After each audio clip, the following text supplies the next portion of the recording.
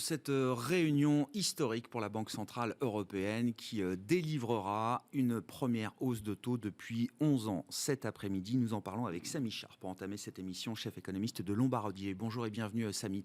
Merci beaucoup d'être avec nous. Au palmarès des pires jobs du monde, je crois que le poste de président ou de présidente de la Banque Centrale Européenne, en l'occurrence avec Christine Lagarde, est sans doute, tient sans doute le haut du pavé. Je dis ça avec un peu d'humour, mais derrière, effectivement, je le pense sincèrement, Samy, tant l'équation semble impossible pour la Banque Centrale Européenne. Il y aura forcément des déçus à l'issue du meeting cet après-midi.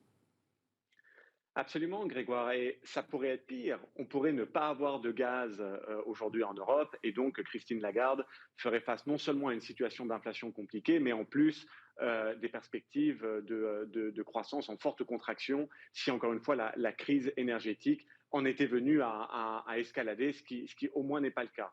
En revanche, les problèmes restent très très nombreux, vous avez bien fait de le mentionner.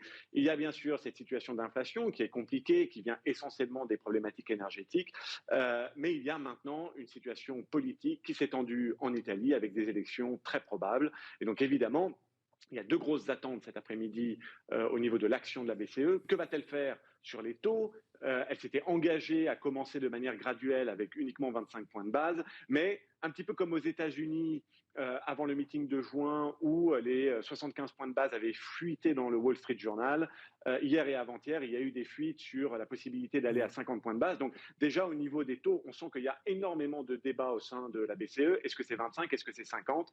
Et bien sûr, elle est très attendue sur le deuxième pan de son action aujourd'hui, c'est l'outil anti-fragmentation, dans un contexte où ça semble devenir un outil anti-fragmentation uniquement dédié à l'Italie. Donc on attend les détails. Qu'est-ce que ça veut dire sur la flexibilité des réinvestissements? Qu'est-ce que ça veut dire? Est-ce qu'on aura de la conditionnalité? Donc évidemment, elle va être vraiment sur le feu cet après-midi et on va attendre bien sûr d'en savoir davantage, mais on entre dans ce meeting avec un niveau de risque quand même très élevé. Est-ce qu'il y a une relation dans la décision qui concerne la hausse de taux et la décision de l'outil anti-fragmentation?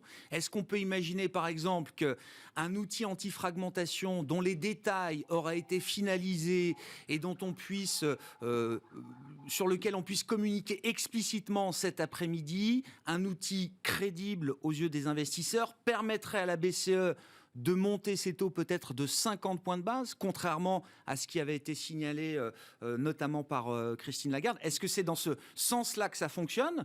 Ou est-ce que, est-ce qu'on peut avoir le pire des deux mondes? C'est-à-dire 50 points de base parce qu'il faut adresser la question de l'inflation et qu'il y a une volonté politique de le faire, et un outil anti-fragmentation qui ne serait pas totalement finalisé dans ses détails, en tout cas suffisamment aux yeux du marché.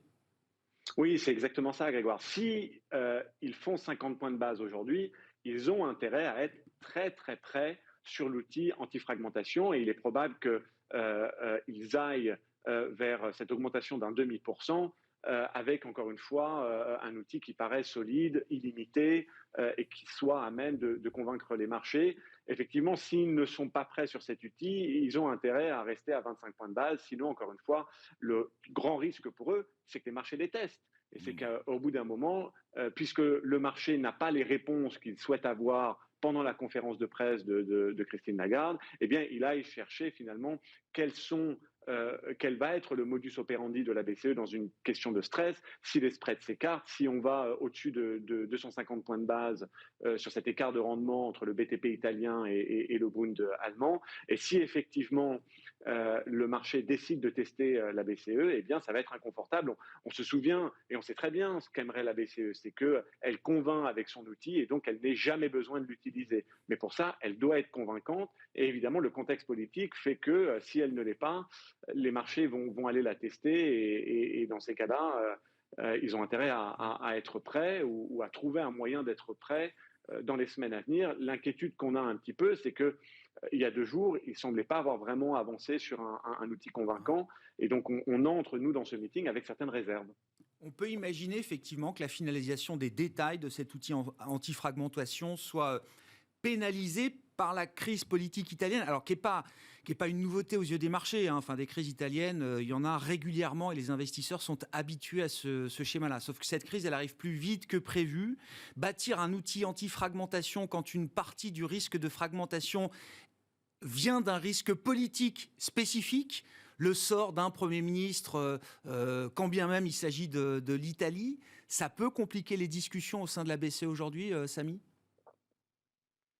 Oui, évidemment, parce que cette implosion de la coalition de Draghi vient vraiment au mauvais moment, comme vous l'avez dit. Et le gros problème, c'est qu'ils doivent passer un budget avant la fin de l'année, que si ce budget ne passe pas, et ce budget vient avec un certain nombre de réformes, évidemment, la continuité des réformes, et que si ce budget ne passe pas, parce que les politiques italiens sont dans un processus électoral et donc n'ont pas la capacité de passer ce budget, eh bien les 19 milliards du fonds de reprise européen qui devaient être déboursés en décembre ne le seront peut-être pas. 19 milliards, c'est quasiment 1% du PIB italien.